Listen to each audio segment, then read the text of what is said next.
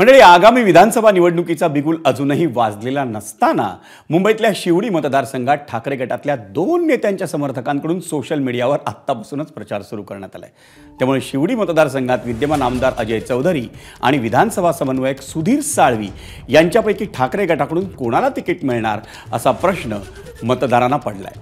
ठाकरे गटाचे शिवडीतील विद्यमान आमदार अजय चौधरी हे शिवसेनेचे जुने जाणते नेते म्हणून ओळखले जातात, पण त्याच शिवडी मतदारसंघात आता बदल हवा, आमदार नवा असा प्रचार सोशल मीडियावर करण्यात येतोय।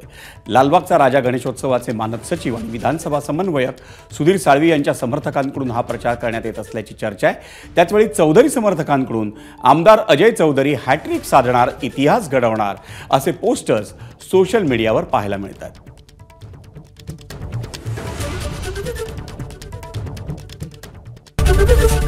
एबीपी माझा, उघडा डोळे बघा नीट।